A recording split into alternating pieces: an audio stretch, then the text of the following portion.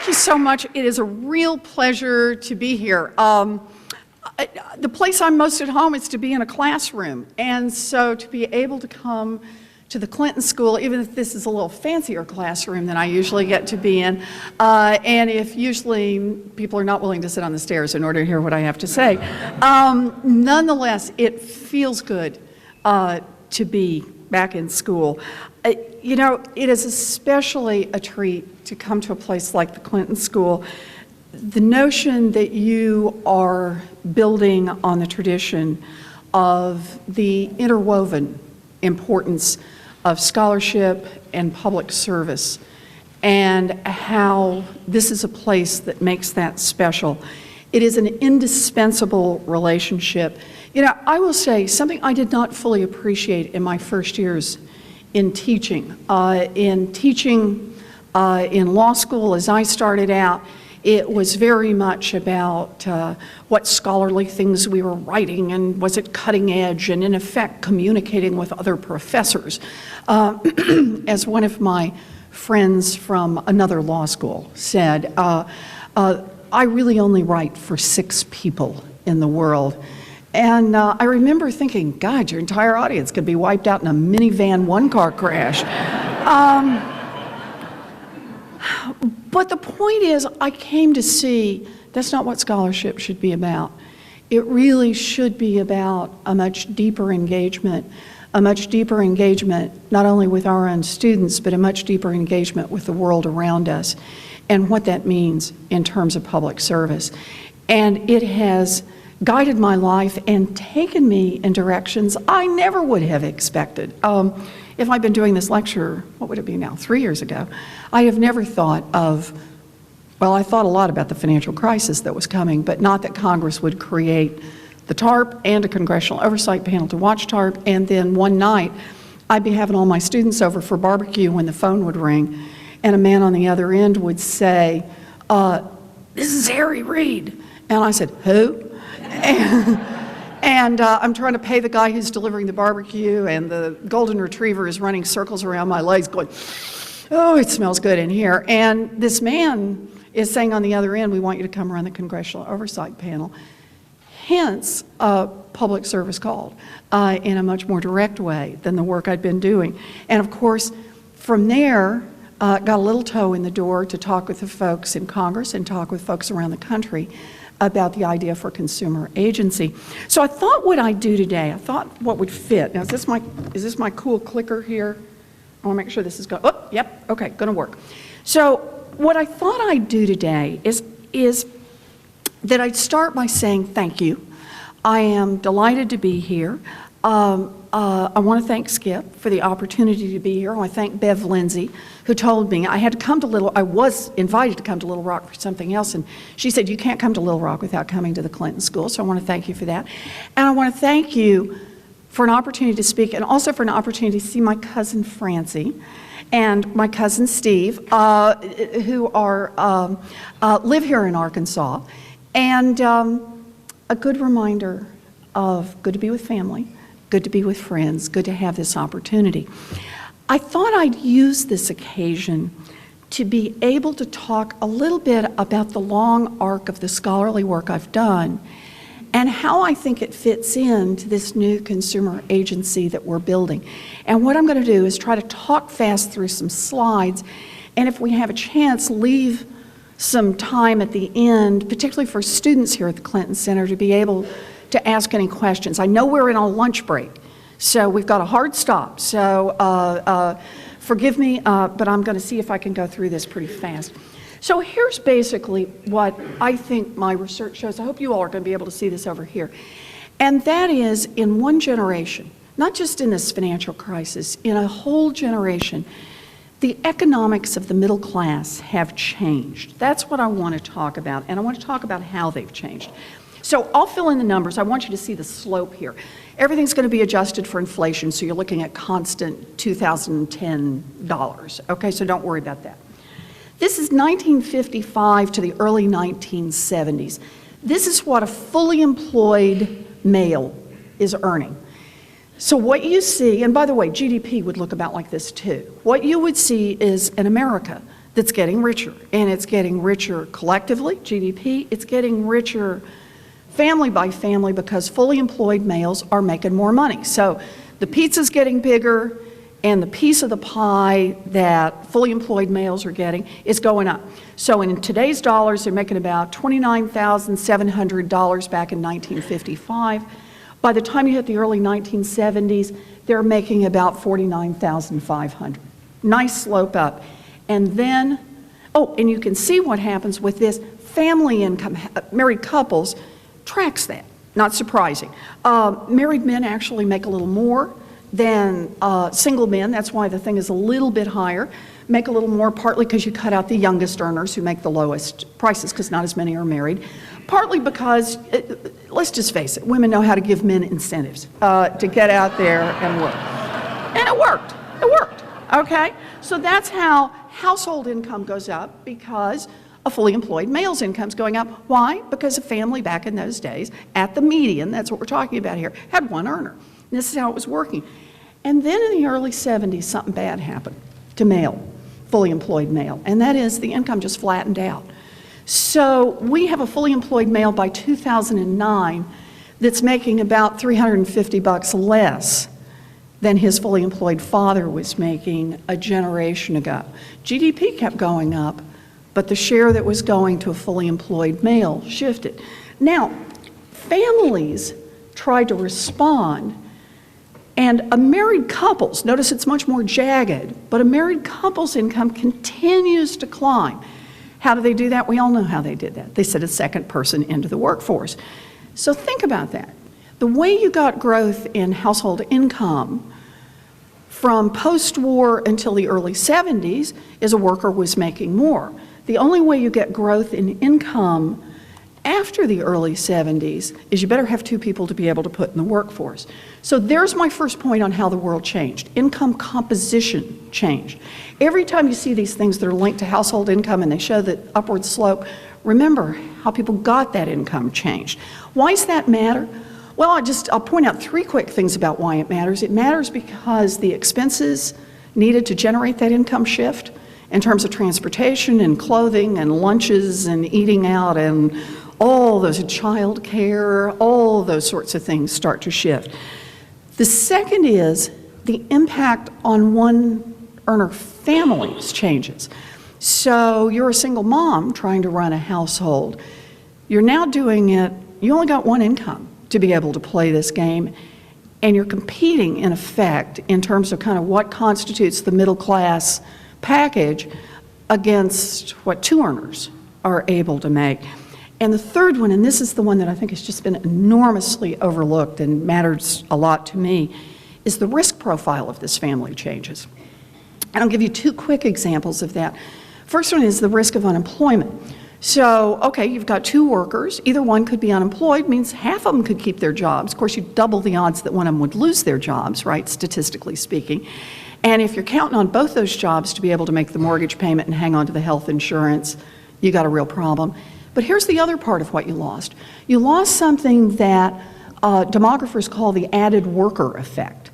And that is one of the reasons that married couples had always been more stable economic units, was if he lost his job, because it was him in most circumstances, unemployment, had a heart attack, she went to work. Now, she didn't make as much money because she didn't have a long history of earning money, but the point is every dollar she made was a new dollar. So she farmed the kids out with her mother and the neighbors.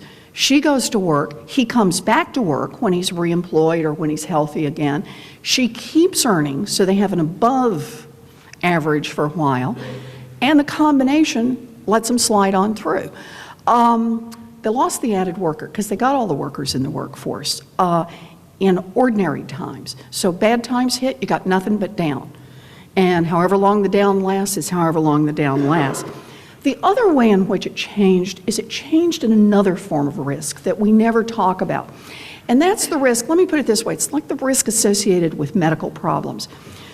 Back when you had somebody, you were supporting this family through only one worker, if a child was really seriously ill, if grandma fell and broke a hip, you had somebody at home to help take care of that problem, somebody to help get them where they needed to be, somebody to manage the the getting them to doctor's appointments and so on.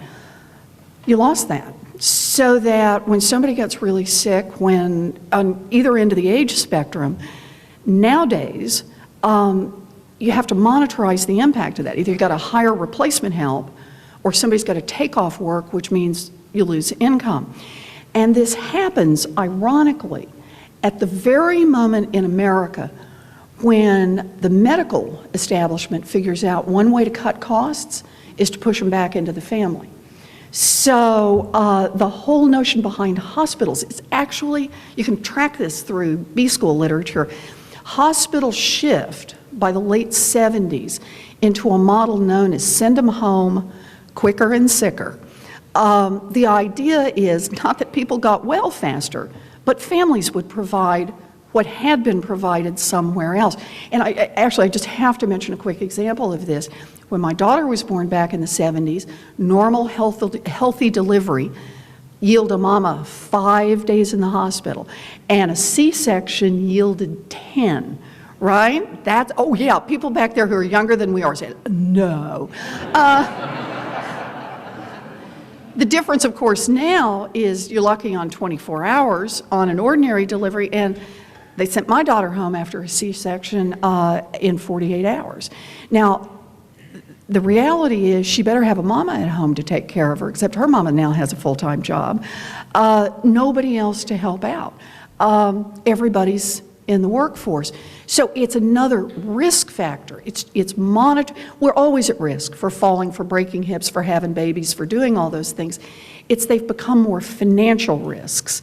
So first one, income composition changed. Second one, in how the economic profile of the American family changed in a generation. Families stopped saving. They quit saving. Savings rate back on one income in 1973, 10.5% of income families were putting away. What were they doing actually just before the crash? They were down at about 1.5%. Now, post-crash, it's gone back up, right? It went back up. As you'll notice, this one is not showing them. It shows up on mine. You can see the little bars. Every time you see an upward are actually recessions. Savings always goes up in recessions.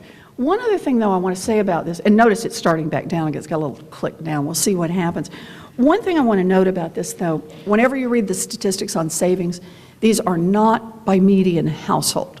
It's a different kind of statistic. All my income stuff is the middle household, the one right in the middle. So you're real confident about what those data look like. Savings is very different. They add up all the income earned in the United States, take out all the taxes paid in the United States, take out all the expenditures you can account for, like automobiles and so on and so forth. And what's left over is called savings. So it gets driven and distorted sometimes at the top, right? It gets hit by pullbacks in spending when families pull back in spending. This does not represent dollars in passbook savings sitting in somebody's bank account. So I just want you to know that. It's a little bit better picture than it was, but long-term trend pretty clear. All right, so that takes us to the second one, savings declined. You all know what happened at the same time. Savings declined, debt went up. So this one is credit card debt, revolving debt, just because I thought it's the most expensive short-term. In theory, nobody's financing over a long period of time. We know that's not true. But notice it's the red line. So it's graphed against the blue line is savings. Savings is going down. The red one is going up. And again, same sort of thing. You see a dip in the recession, but this one is an even more interesting story. Some of that dip may be people paying off their credit cards, but we know for a fact that multiple $billion of that dip is the credit card companies just wrote off the debt because they said there is no way these people are paying who are now 120 days past due. So this is partly about write-offs, bringing down the amount of debt. If you do best fit lines, for those of you who just like to play with the statistics overall, notwithstanding the way the two ends pull back together, here's what the best fit lines look like. Savings in the blue line, debt in the red line. Or another way to look at this is to say there was the household back in 1973, about 10.5% in savings and about 1% in debt. That household shifts over, even by 2010, which is a much better place than it had been, to 5.8% in savings and 7% in, this is just credit card debt, just plain old family by family credit card debt. So pretty tough position. Now you could say, well, yeah, okay, so they were in big trouble over this period of time on revolving debt. What happened to these families? After all, at least they own houses worth a lot more. Well, there's the inflation-adjusted view from the early 70s to recent times. Anybody think there was a housing bubble? Geez. Okay, so everybody wants to focus first, and rightly so. 24 trillion down to 16.4 trillion in a 2-year period. That's a lot of loss of value in those homes. But here's the key. Always keep in mind, well, but from 73 up to 2010, they did go from roughly about 6 trillion up to about 16 trillion, always inflation-adjusted dollars, in housing value. Surely, Warren, this means that at least in terms of housing value, they did better off. Well, except for how they got those houses, and that is with mortgages. So if they'd held mortgage as a proportion of housing values steady, it'd just be a flat line on this next slide. It's not. So what happened is families, even as housing value is going up, notice this one that's starting to happen in the 2000s, even as housing value is going up, the proportion of that housing value that is committed to mortgages, stuff you got to repay, how much the bank owns out of this deal, is going up sharply as well. So back in 1973, only about 30% of all housing value was tied up in mortgages. By the time we hit 2006, the boom, we're up at 43%, and of course now we're at 51.5%. So you kept moving the debt levels up. Another way to say this one is home equity went down. So to the extent you think home equity was the form of savings, didn't work very much. Okay, so that gives us our third one. Income composition changes, savings decline, debt increases. There it is. That's the middle class squeeze. You don't have to talk about causation, you just look at what happened to families. This is a press in the middle. It's also profoundly important for understanding what was happening to working class America and what was happening to poor America, because it tells you about whether there was growth and opportunity in the middle, whether or not there were new jobs coming on, whether there were places to come in and move up the ladder. This tells you about a world in which it's getting harder. It's getting harder for the people already there and not creating opportunity up the line. Less space, less mobility, fewer jobs, less demand. All right, and then we've got one more thing that happens at the same time, and that is the rules change around debt. This gets into the part, of course, that I like to think about how this works on the money side. So what I want to do is I just want to tell you there have been 3 periods in history around debt, okay, around how debt works. The first period, I will acknowledge I'm in a classroom, starts in the 14th century BC with the Code of Hammurabi and goes to 1980. It is. Period 1 is a period in which we had effective usury laws in the country, in the world. And it starts with the Code of Hammurabi. It's all the way through the Bible. If I've got my good Bible scholars in here, you see it in Deuteronomy, you see it mentioned on through other books of the Bible.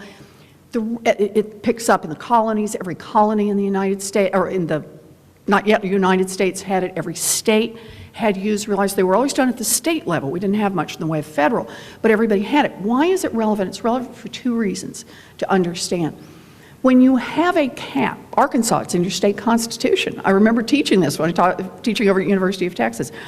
When you've got a cap, and you've got a cap effectively worldwide on how much you can charge when you lend to consumers, it means the incentive to do very fancy things with, oh, we're going to offer you a mortgage that's a double reverse twist off the high dive.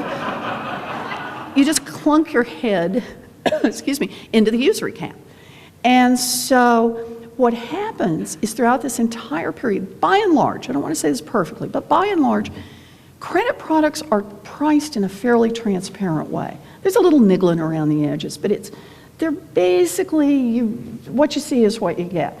And the game for lenders, God bless them, is to figure out what are the odds this guy's going to repay, right? And to try to kind of bring that in. Market is fairly competitive because consumers can actually see it and they can actually shop it. So that's one result of having lived in a world that had pretty effective usury laws. Second result is what happens in the rest of the regulatory sphere. Think about this. 70s, for example, we start building environmental laws for the first time. We build consumer product safety, right? We start worrying about things like baby cribs that have slats too far apart and babies get their heads in them, car seats that collapse on little babies. We didn't do much in the credit sphere. We did some. We did some stuff around truth in lending and Fair Credit Reporting Act. But there's a tent pole, and the tent pole is usury, and everything else is kind of the smaller stakes around the edge of the big usury tent pole. What happens, and I'm glad to talk about more detail, but for our purposes now, I just want to tell you it happens. In 1979 and 1980, through two separate acts, we just knocked down the tent pole. And so usury laws effectively across the country no longer bite on either consumer lending or on mortgages. Now we enter period two. And period two becomes, in the credit space, much more of a Wild West. We start to see for the first time non-bank lenders start to grow. They start to figure out products they can slice off. Payday loans start to jump into the space. Mortgage brokerage grows up. The idea that you just open a storefront or you work out of a website and you do nothing but offer mortgages. Excuse me, I'm still getting over a cold. So the world starts to shift in terms of what it offers, and the products themselves start to shift in a front-end, back-end pricing kind of way. So again, the game that becomes afoot is, gee, this looks like a competitive market because now you've got somebody out there led by the credit card companies. We'll offer you a credit card, I remember the first one, 7.9% financing, holy guacamole, followed by 5.9% financing, followed by followed by we will give it to you for free, right? And give you a gift to come in the door and do this. How's that business model work? Well, the answer is it works because they knew what they were doing was buying a lottery ticket. We'll get all these people in the front door and then fees, interest rate repricing, penalty pricing, the real price, the real revenues are back-end revenues. Now, the consequence of that is consumers no longer can do the two things. I'll let my slides get behind me. We've got a very tangled system. They can't ask the question, can I afford this? Because the price has been obscured on the front end. And by the way, I still remember the day I saw the first teaser rate mortgage. I could not believe it. I laughed out loud and then started to cry. That the model of front end, I'll tell you one thing, and then the price will change in 24 months as it was on the teaser rate mortgages, a totally different price on what this mortgage is. That changed. So consumers can't ask the first question, can I afford this? They can't ask the second question, is this the best deal I can get? And I just mentioned to you that some of the data suggest that as many as half, some scholars say 60% of those who ended up with subprime mortgages in the 2005-2006 space would have qualified for prime mortgages if only they had known, if only they had the opportunity, had the wherewithal, whatever it is, to make that comparison.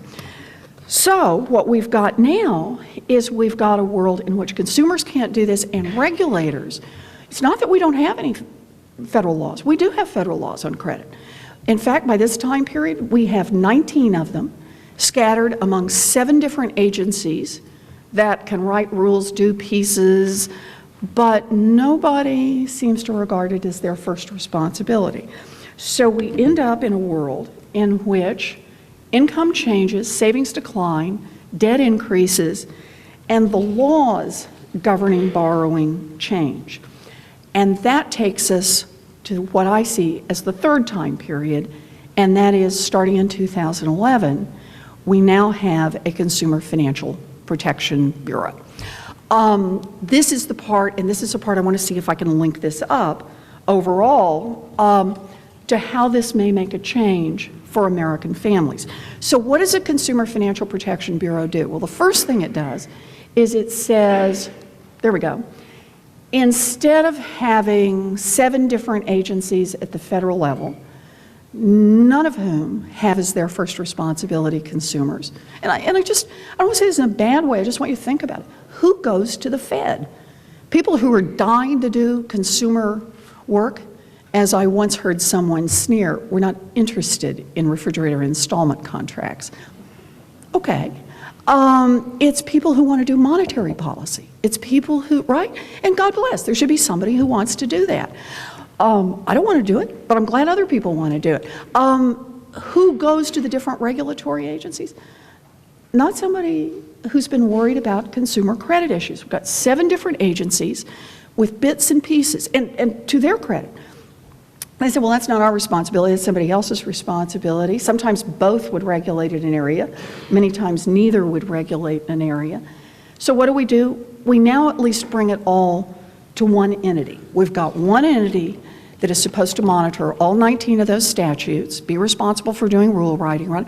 And here's what I think about the point about responsibility, accountability. We've been having a lot of conversations around accountability. I think that's what makes government accountable. There's someone you know who's supposed to take care of this problem. There's someone to call in. Why did we not bring any of those 7 agencies in? I don't remember the hearings about what went wrong in the subprime mortgage crisis, where those regulators are brought in. It was your responsibility to fix this, right? When you got a lot of people who are responsible, you got nobody who's responsible. So that's the first part of what we've got here. The second part, though, all by itself, that doesn't get you where you need to go. Where you need to go with this is that I think we've got to have a vision for this agency. And the vision for this agency is around making the prices clear, making the risks easy to see, and making it so that the fine print doesn't hide the terms or doesn't hide tricks in here. Why do I think these are the key? It goes back to what went wrong, okay? What started to break apart, so that consumers can ask those 2 basic questions. Can I afford this sucker? And is this the best deal I can get somewhere in the marketplace? If they can see prices, if they can see risk, and I mean this, when I say this, see it, it means do it in a meaningful way. See it buried down on page 16 of 22 pages of incomprehensible. This is hiding in plain sight. We've learned that game now. I'll disclose anything as long as I get to put lots and lots of words around it. The real point is for consumers to be able to see, what is this deal, and can I make some comparisons with 2 or 3 or 4 credit cards, 2 or 3 or 4 mortgages, and say, that's the one I want. I want some direct quotes. It's really a very simple premise behind this agency. Frankly, in my view, a very sensible one. I was arguing, as is sometimes my wont, with a lobbyist in Washington, someone I bumped into, a fellow who was at the Capitol, and I was there to pay a visit on someone. And he said, it's outrageous what you're going to do here. It's outrageous what you want to do here. And he said, terrible to be able to do that. And I said, what part do you object to? The part about making the price clear, the part about making the risk clear, or the part about making these contracts simple enough, obvious enough that somebody could compare 2 or 3 of them? And he said, well, of course you put it like that. Anyone would agree with you. Here was the best part. But that's what makes it so unfair. But that really is, for me, the point of the game. It's sensible stuff that we're asking for. And it's an agency that has enough independence to make that actually happen. And so that becomes the second part of what we talk about here at the Consumer Agency. And that is, you really want to get this market up and working. There are people who have a vested interest in the market the way it is. They make a lot of money off what's gone wrong. And so I thought we had a fight a year ago. Let's face it, there weren't a lot of big lobbying dollars that were pushing for the consumer agency, but there were a lot of good folks who were. A lot of people who got stirred up on this issue, for whom it was not their first issue. And I really want to say, doing that over the year that preceded, before we got this part into the legislation, it really was, it inspired me about the people, what it really means to be in public service. The folks who volunteer their time at AARP, the people at Consumers Union who've been there since the Great Depression, kind of, you know, month after month, turning out product, believing in markets if only you give consumers the right information and you empower them to act. The folks at PIRG, the folks who reached out, and local groups.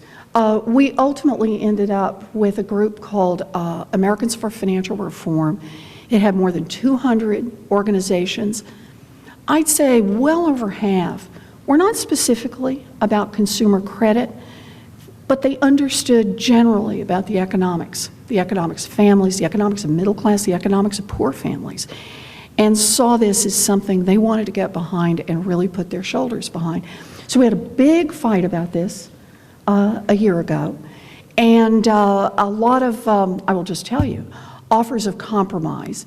We could give you an agency that, well, it won't be able to do X, and it wouldn't be able to do Y, and actually it wouldn't be able to do Z, but you'd have an agency, you claim victory, we all shake hands and go forward. And at that time, I said, no, we don't need one more agency that doesn't get the job done. What we really need is a vote. Give us a vote on a strong, independent agency, or no agency at all. Those are that's all I want to see. I said, I can live with a strong, independent agency. I'll fight you if we're going to end up with not. There may be blood left on the floor, but the point is, let's have that vote, not some weak thing compromise in between. And we got a very strong agency. We got dinged on auto loans originated by car dealers, carve out. But you know, if you can't take a 97% of what you wanted as a victory, then get out of the business of trying to make change. So we got a strong agency. It's got the tools to do sensible things and make changes. But where we find ourselves today, I thought the fight was over. I thought there had been a vote, and it happened, and shows you how naive academics can be. The fight has just moved to the dark alleys. And so now the idea is those who oppose the creation of the agency, those who don't want to see it at all, are trying to amend it in order to make it more accountable, more this, more that. But what it's really about is a knife in the ribs. It's about, excuse me, how we make this agency more susceptible to lobbying influences, how we make this agency more likely to get ground into the world of political compromise and fighting. And so I discovered that the challenge now is to set up an agency in full view. We are building this thing as we go out there naked for God and the world to see, recognizing we'll make mistakes, and they're going to be public, and there are going to be people who are going to seize on that. But we're trying to do it. We've set up a website, by the way, 5 months before we go live, before we're a real agency. If you get a chance, come visit us, www.consumerfinance.gov. Not very sexy, but believe me, the alternatives were worse. But we got there. And so we're doing that part of it, and at the same time, we're also trying to fight off, how do you end up with an agency in name only, an agency that can't get the job done, an agency that can't deliver on its promise to the American people? This is partly, and I'll just go to my last point and then I'm going to quit. This is partly about how you hang on to something. It's about what we do for middle class America. This isn't going to fix everything in middle class families' lives or in working class family lives. Look at that first slide on income. Look at what's happened on savings. They're under a lot of financial pressure. The way I think of this is that these families have been hammered for a generation. This is one way we can fix one part of that, kind of like you repair one hole in the bottom of the boat. It doesn't get everything, but it gets part of it. So how do we build, how do we design, how do we hang on to an agency that can do that for middle-class families? But the second question that overlays that, and very much a conversation that I want to have with folks here at the Clinton School, is how we think about the role that government plays. How do you build a piece of government that really works? I have been blessed to be able to hire into this agency so far more than 150 people from lots of different circumstances, lots of different backgrounds, people from financial services industry, people just from the private side generally, people who've been in other public service jobs, people who are straight out of college, some who've come to us back from retirement because they see the mission, they believe in the mission, and they also believe you can make a piece of government work. And we try to do this every single day. We try to think about who it is we're here to serve, what are the tools that we've been entrusted with, and how can we make that work in a big and public way? Because the best kind of public service I know is the public service that delivers on its promises and that really tells people, yeah, when we get together collectively, we can have a shared vision of America that's not, oh, boom, bust, happens every so many years. Okay, so millions of people lose their homes, millions of people lose their jobs, trillions of dollars in value is lost, retirement accounts are wiped out. But hey, some people did really well in that world.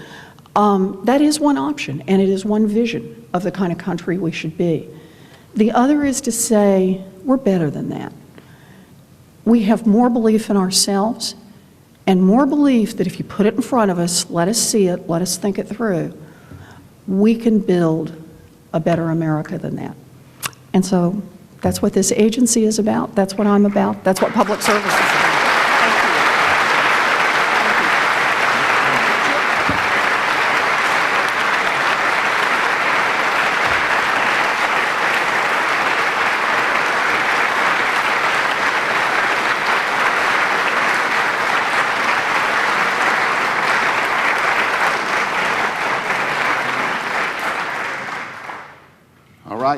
Fabulous job. Now let's open it up for questions. She said she would like to hear from Clinton School students. So is there a Clinton School student who has and would like to ask the first question? There is.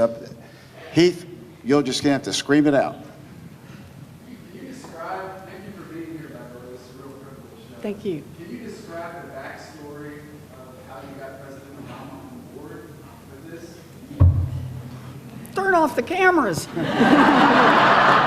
Oh, I can use this one. So here's the best part of this story. I'm not the one who got him on board. I will tell you how the story goes in a short way. I'll see if I can tell this really short. So I'm up, I teach at Harvard Law School, we get an email, this is some years back, you'll be able to figure out the year, in which one of my colleagues, David Wilkins, sends around an email to everybody on the faculty saying we have one of our former students. He wants to try to form the committee to see if he could run, the exploratory committee, to see if he could run for the Democratic nomination to challenge the Republican incumbent for Senate in Illinois. And would you all please come to a fundraiser? And $250. And this is like buying Microsoft at a nickel. And so, so my husband and I, we do this all the time. It's former student, you do the best that you can. In fact, I think it was $250 for the two of us. I think it was $125 apiece. So we show up at David's house, and David has it's a great old house, but it has a center hallway that's relevant to this story because on the back, they built a big old sunroom. And this thing is in the late afternoon, and the sun is going down. The thing faces west, and the sun's going down. So I come in the front door, and I look back there. I think, 6 or 7 people who show up for this thing. This is not a big event. And I look back, and here is this tall, slim man. He's backlit. And I thought, woo! So I move forward, and as I do, he holds his hand out. And this is just like in the movies. And as I hold my hand out, and as our fingers touch, he says to me, predatory lending. And then he just goes. I mean, it's ready, set. Predatory lending is a terrible problem in the United States. I want to tell you, I've seen it as a community organizer. I went to the state legislature in part because of what it's doing to America's communities, because of what it's doing to America's families, how people don't understand what it is. And he goes on, and this is why I really do want to form this committee, to see if I could go to the national level, because the only place you're going to fix this is at the national level. And he goes on and on and on and on. And I never get a word in. And I'm just standing there, my hand's still in his hand, and he's talking. And finally gets all the way to the end, and he gives this big grin, and he says, well? And I said, you had me at predatory lending. Great. It's a God-honest truth. Throughout, when we started putting together this consumer agency and consumer groups started getting interested, there was one person in Washington that I always knew was behind it, and that was the President of the United States, Barack Obama. In every part of the negotiations, I got to tell you guys, backstory, there were 1,000,000 times this consumer agency could have been thrown under the bus. Indeed, that many people were suggesting, we could get what we need over here, or we could do it, if you'll just rip the arms and legs off the consumer agency. And there was one man who just said, not that, not that. And that's how we ended up with the consumer agency.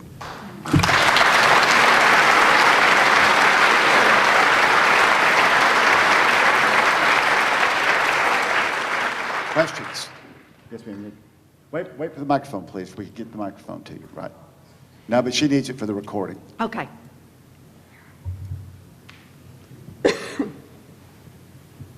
In developing the agency and dealing with all of the bureaucracy in Washington, do you think it is easier that you're starting from scratch rather than trying to reform something? And how can you demand, but not demand, but how can you ensure that it doesn't get caught up in the bureaucracy also? So yes, ma'am, I do. It is so much easier that we are starting from scratch, that we're able to pick and choose. And for example, we will bring in some people from other government agencies. We need people who have experience in procurement and how HR works. It's a special world in government, and we've been blessed with some really good people on this. There are some folks who work in the bank regulatory area. No one wanted to listen to him. It was a pretty tough job for a lot of good people out there. We're bringing some of those folks in, but this is person by person. We get to build the team we want, and that is an incredible blessing. We don't have to bring in people who don't get the mission, who don't see what the vision is that we're trying to follow through on. So that part of it, terrific. The part I spend 1,000,000 hours on is you start something with good intentions, but how do you know they last? How do you know it still works 10 years from now, 30 years from now, 50 years from now?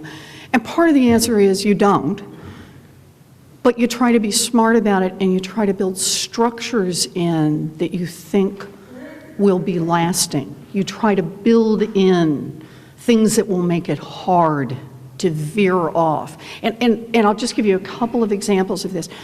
One of the reasons I get out and talk about this agency, and frankly over the past several months, not as often as I would like, but really pushing on this, is to be able to say exactly what we're trying to do in plain English. When you hang a sign on the front of your agency and say, that's what we're trying to do, I think it decreases the odds you get captured by the people who are in your face every day in Washington, and increases the odds that you are held accountable. And so it's an affirmative part of our insulation to be able to do that and talk in very concrete terms about what we're trying to do. I'll give you a second one. We are very much moving away, and I don't know if this is going to work. We are moving away from using the regulatory model of you talk to experts and lobbyists, which is what that often means. The largest lobby, because it's not even on the lobbying front. It's not just all lobbyists, it's the lobbyists for the really, really big guys who are there to, and I watch it. Not because they have money to offer the agencies, they don't, but they have all of the smart lawyers in the world who write up the position papers on and how to frame it, just so it looks so sensible to raise the hypothetical that caused you to add 5 more paragraphs to what goes on in the regulation you're thinking about. The model has been the experts talk to each other, you talk within a kind of insular group, you draft, and then you put out notice of rulemaking. This is the Administrative Procedures Act. Wait 30 days or 60 days or whatever's required under the statute, and then hammer, there it is, the hammer falls, and that's the rule. The problem with that process, as I see it, is it's like an ingrown toenail. It's an insular process.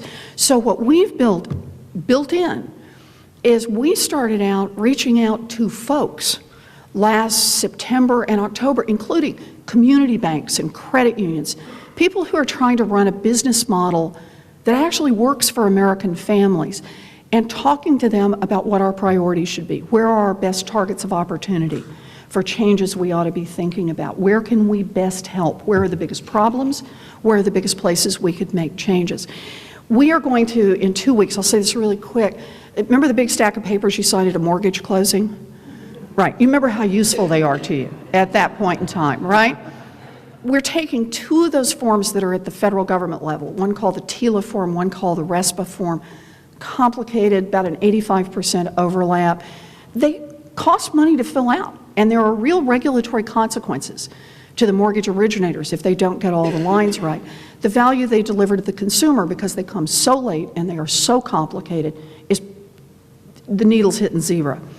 What we're doing is we're working on a 1-page mortgage shopping sheet to get rid of those papers and to say, now, we'll get rid of all the papers that you're closing. This is just a subset of them, but to get rid of those papers, to say, fill out this piece of paper, the bank fills out this piece of paper, gives it to the consumer earlier in the process.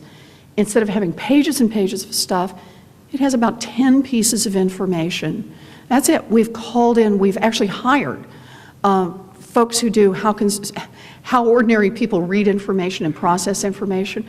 We've got 2 prototypes for this, and in 3 weeks, we're going to make them public. And we're going to ask people all around the country to comment on it. We're showing them to the press, we'll show them to consumer groups, we're showing them to community bankers, we're showing them to credit unions, and saying, does this make sense? Does this work better? Here's the old version. Does this one work better? And one of 2 things is possible. Ultimately, we may come up with something that's better. We've built into our pricing and our timeline, we can do this 5 times. Before, if we have it right and we have it pinned down, we'll then do the formal notice of rulemaking, let time elapse, take comments, and assuming there's nothing else new that comes up, you've got a rule. But you've got a rule that was done in collaboration with people who are going to be affected. I don't know if this is going to work. No one's ever tried this in a regulatory agency. And look, we may discover it's a public relations nightmare, that, you know, the fact that it's not fully baked means everybody caves in on you about what's imperfect about it. I don't know, but I also know that if we don't try, we never build anything better. So it's another way to try to fight back in a structural, kind of build into the DNA way against regulatory capture. And boy, if you've got more ideas, we've also got some other ideas, but if you've got more ideas, I'm at the Clinton School, goodness, email me, okay? Let me know about them. Kim, did you have a question? What's Hi, thank you so much for being here. My name is Kim Caldwell. I'm a Clinton School student. I'm about 9 days, I think, away from Great, graduating. congratulations. Woohoo! Ready to put it into work. But one of the things that you keep referencing is communication. And that's a big part of our studies here. And I'm so excited to hear about the thoughtfulness. And I love the way you put it earlier, that the lobbyist said when you put it that way, it's hard for anybody to disagree, because it shows the intentionality of connecting to people with what they believe. And I actually was listening to the Diane Rehm show this morning where they were talking about you. And, Did they say and nice things? your lovely things, Oh, good. actually. Okay. Although there were some detractors there who were talking about, really, we shouldn't have this bureau, we should have a commission instead. And so I was hoping that you could speak on two things briefly, if that's possible. First is, what would that commission be, and what are the reasons that it's not in our interest to have that? Why do you believe it's not in our interest to have that commission they're talking about? And then second, you mentioned that people believe they have an interest in the status quo. And I'm curious if you believe that as many people as believe have an interest actually do, and if there's a way to help people understand how maybe the way that they view themselves and in relation to this isn't as accurate as maybe they think it is. Right. That's a really good. So let me hit both of those if I can really quickly. So there was a debate a year ago about whether or not to put a 5-person commission in place and a fully independent agency. Can I underline that? 5-person commission in place and a fully independent agency, not something that was under the Fed. And here are the key parts: something that set its own funding levels, which this one does not. This one gets a portion of the Fed's money, and in effect, we have to build to that size. But if we decide, for example, that we need a larger presence in enforcement against payday lenders and non-bank, we have to go to Congress and back into the political process to get money. There was a very active debate back and forth about this. And ultimately, the compromise was you put one person in charge so that you get the thing moving, so that you get faster decisions, so it doesn't get bogged down. And in return, you make it so that the other banking regulators can overrule it.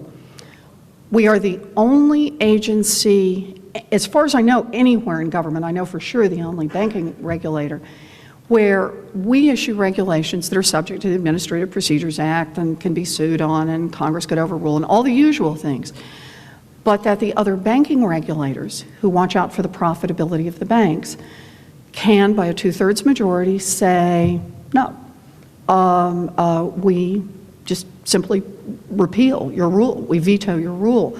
That structure has never existed anywhere else. So I think this is it's like all trade-offs in life. We put the funding in this one, big, heavy restrictions on this agency, and said, let's give it one person to push forward, one person who's accountable, right? I think the notion at this point in the process that people who voted against this agency are trying to advance the notion that somehow a 5-person commission makes it work better, this is a handful of sand. You know, put some sand in the gears and let's see how much we can slow the process up. Every day that you slow the process up, the agency has a harder time getting off. So that's the first one. The second one, I think your point on the status quo is a very insightful question. No one's ever actually asked me this. I think the shakeout on who's helped and who's hurt by this agency, I think some parts of it are really easy to see. And that is, if you've been making your profits by fooling people about the price, this agency is very bad news. And it is worth, well, think about it. We're talking about a multi-trillion-dollar industry. It is worth a lot of, not just millions of dollars, but a lot of billions of dollars to find out what you can do to blow it up. Not to repeal it, that's too heavy a lift now, just to rip its arms and legs off so it can't do anything. That's worth a lot, and they see it. They know it. And so that's part of it. Part of it, however, is there are folks who worry about it partly because of public relations campaigns and partly just because they see the world from a somewhat different perspective. They have a different set of experiences who say, government doesn't work. I don't want the government doing this. Keep the government away from it. To which I click back to my slide that says, excuse me, what part of government are we talking about here? We already have government in the middle of this. What we have now is government that produces high cost and enormous inefficiencies for powerful players to be able to run through. Those who can hire an army of lawyers do just great with this system. Those who can't hire an army of lawyers say, oh my God, I don't want to see any concentration of power in Washington. Man, you're already paying for this. So I think over time, as we keep, the proof is in the pudding, what it is we're asking for. The price is clear, the risk is clear, it's easy to compare products. I think to the extent we keep pushing that, more and more people are starting to rethink and say, you know, I could come on board for that. So it's a good question. Ladies and gentlemen, let's thank, Oh, is that it? we've got to run, you've got to stay here. Thank you.